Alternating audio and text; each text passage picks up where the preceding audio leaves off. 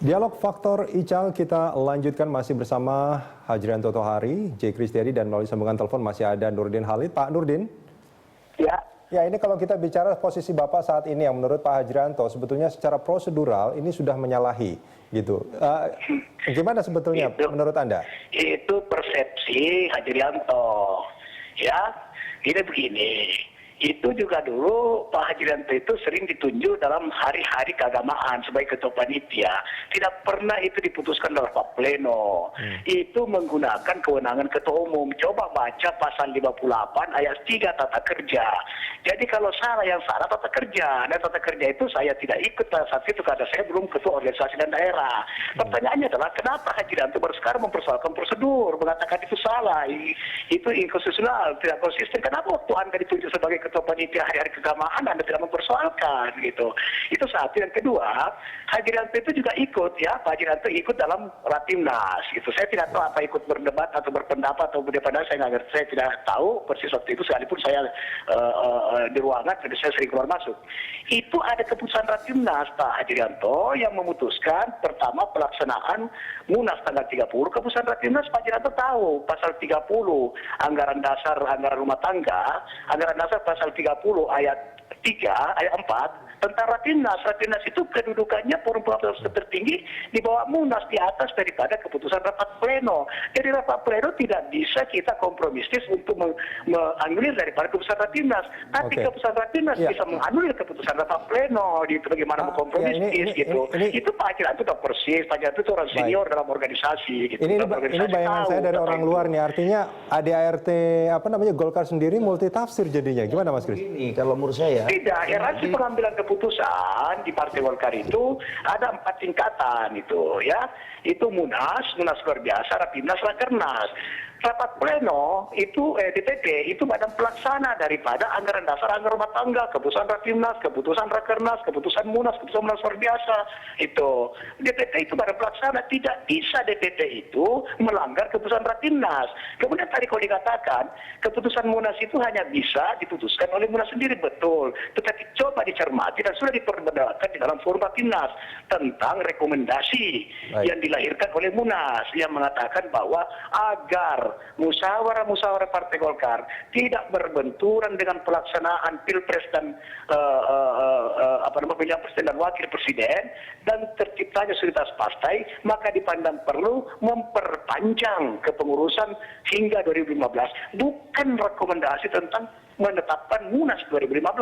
Dan itu sudah diperdebatkan di dalam Rapimnas. Dan Rapimnas memutuskan Munas tanggal 30 September, bukan keputusan saya, bukan keputusan pribadi, itu keputusan organisasi. Pak Nurdin, kita dengarkan penting pendapat Pak. Saya boleh urun rembuk ya. Yang penting sebetulnya sekarang ini semangatnya, bagaimana semangatnya. Sebab kalau aturan-aturan itu, betapapun baiknya aturan itu yang penting bagaimana semangatnya.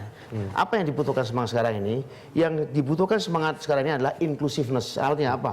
Semua diajak bersama-sama. Ya karena apa? Karena memang terjadi de facto kocar-kacir kayak begini. Terus kalau kemudian juga aturan-aturan ini sudah gonta-ganti, saya tidak pernah mengikuti. Tapi yang penting semangatnya. Mungkin aturannya tidak diganti, Mas Kris. Tapi ini kayaknya multitafsir jadinya. Jadi yang penting oleh karena semangatnya tuh. Kalau kemudian misalnya pimpinan yang namanya pimpinan tertinggi, ketua umum juga menyadari ini. Oke lah, sekarang ini memang terjadi kekacau baluan penafsiran dan lain sebagainya. Oke lah, sekarang ini kita kumpul. Bagaimana sebaiknya diatur bersama. Tidak kukuh pada hal-hal yang kemudian juga bisa dianggap menguntungkan kelompok yang mendukung beliaunya ini. Ini saya kira begitu. Ini kalau, saya kira begini. Kalau kelompok Mas Kris, tunggu dulu. Orang di Glodok itu, pedagang-pedagang itu kalau bisnis nggak pakai agreement notaris apa itu ya. Itu kan ada saling percaya. Karena apa? Begitu ada roh, aturan apapun bunyinya yang tidak menyelesaikan persoalan, sebab kehilangan roh. Nah, Golkar sekarang ini mungkin belum kehilangan roh, tapi roh mau lari sudah. Karena apa? Terjadi perpecahan yang menurut saya sudah begitu masif dan berbahaya. Saya menyayangkan terus terang aja ya. Rohnya mungkin sekarang udah jadi dua ya. Rohnya Ical dan roh lawannya mungkin ya. Iyalah, tapi intinya bahwa kalau orang seperti kita ini orang masyarakat menghendaki partai itu partai yang bener lah, partai bener. Partai bener itu apa? Partai bener yang partai yang mengerti perasaan masyarakat. Oh, ini kalau namanya perpecahan seperti ini, yang rugi tidak cuma para pemimpin Golkar, rakyat yang sudah memilih, yang kemudian mengharapkan, apa tuh Golkar? Yuk janjimu apa? Tolong dilaksanakan.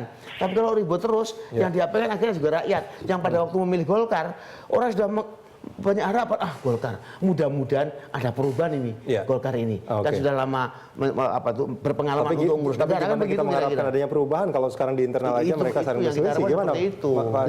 Ya, memang betul bahwa saya sebetulnya agak malas ya berdebat tentang ini, tapi oke lah. Memang betul bahwa Munas itu forum permusyawaratan tertinggi, di bawahnya itu adalah Rapimnas, baru di bawahnya ada Rakernas, baru kemudian pleno ya.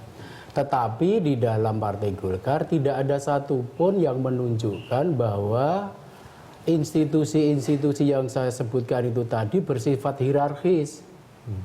Tidak, tetapi yang membedakan adalah materi yang forum itu berwenang untuk membahasnya. Misalnya, kalau namanya menentukan calon presiden itu forumnya Rapimnas. Gitu. Pleno tidak bisa. Munas pun itu tidak bisa lalu dikatakan Munas lebih tinggi dari Rapimnas, lalu Munas saja yang menentukan siapa calon presidennya. Selalu Rapimnas. Pleno itu kewenangannya membahas antara lain materi itu tadi. Kapan Munas dilaksanakan? Tentu sesuai dengan rekomendasi Munas.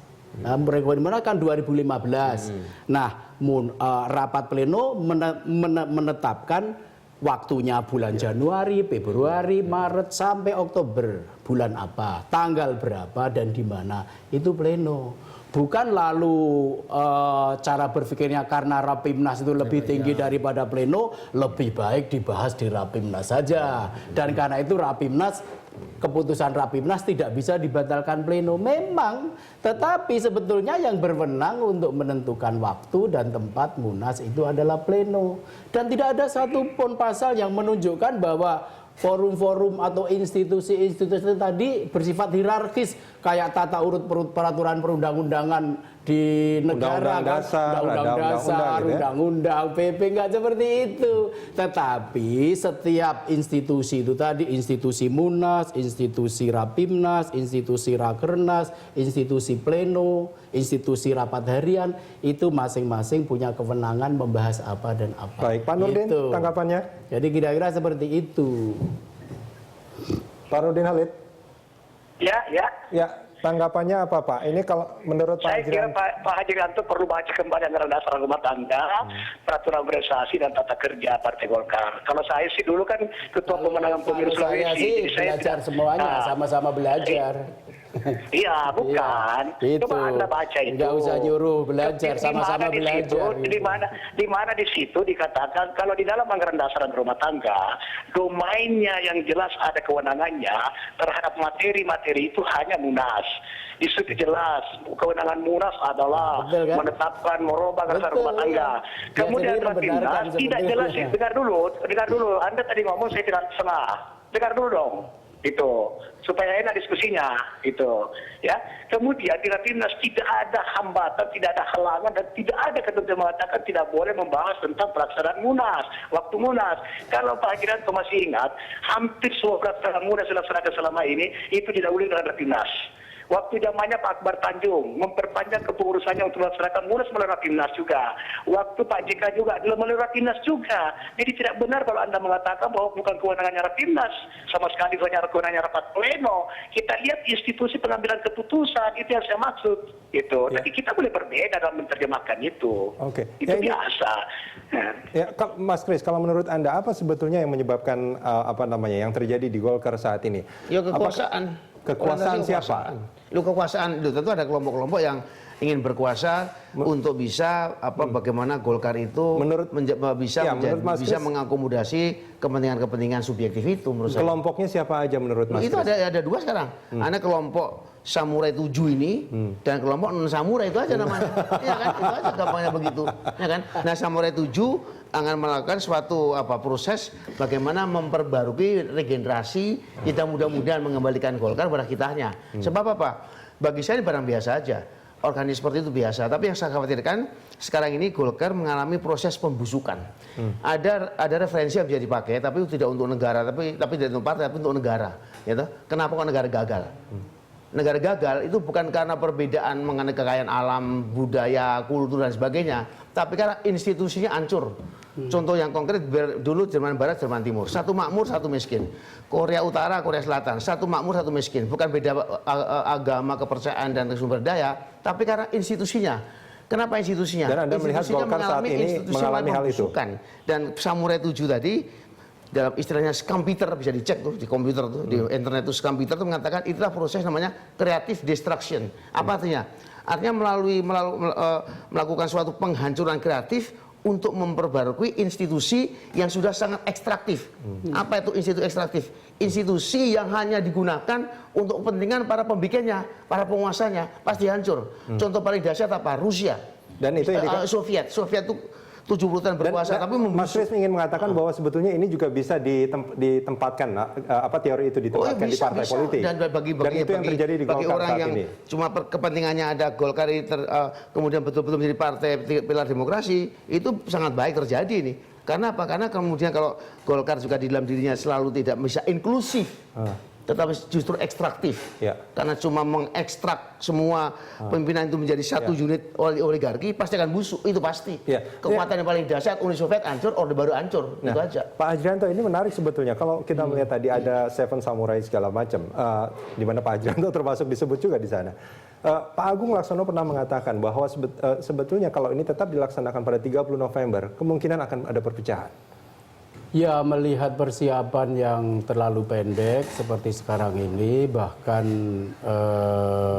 siapa SC dan OC-nya saja masih menjadi bahan perdebatan, maka dikhawatirkan Munas yang berkualitas, yang berjalan dengan baik, itu akan kemungkinan untuk dapat terwujud kan semakin jauh.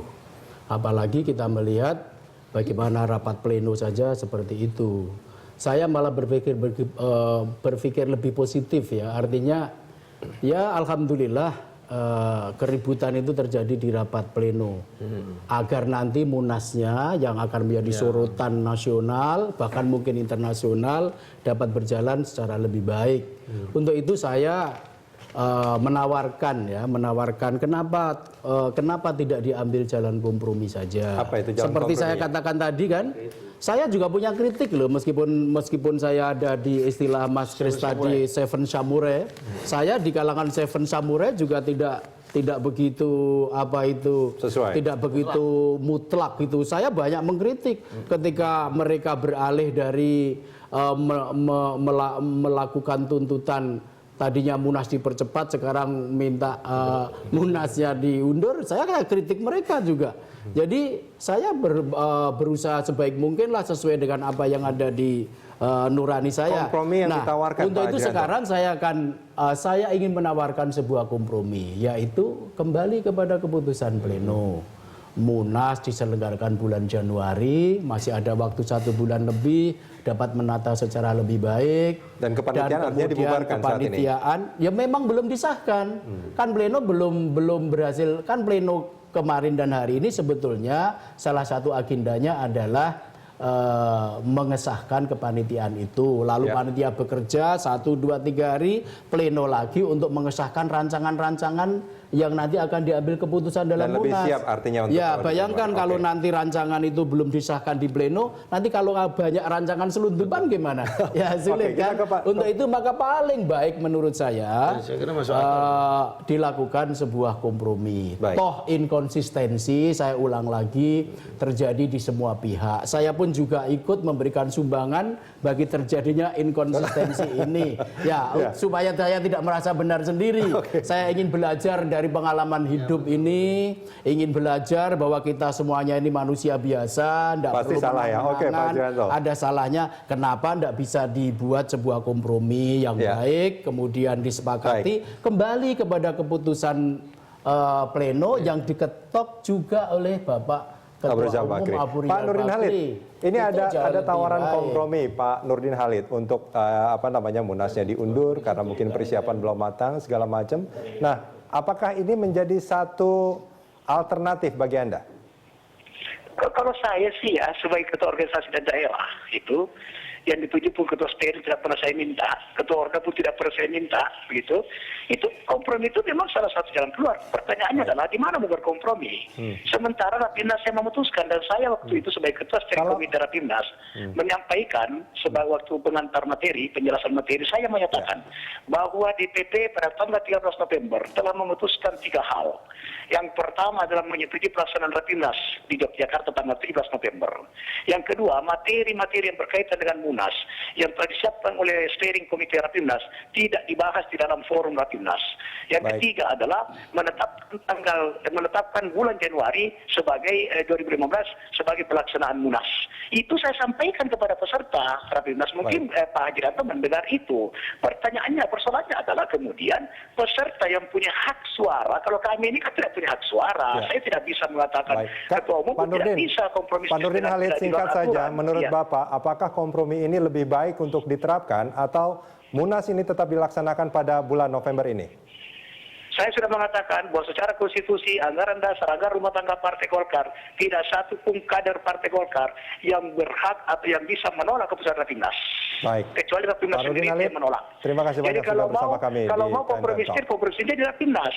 Baik, Gitu. terima kasih Pak Nurdin Halid sudah bersama kami di Prime Time Talk. Pak Hajrianto tertinggi di bawah Munas. dan juga Pak Kris, terima kasih banyak sudah bersama kami. Ya.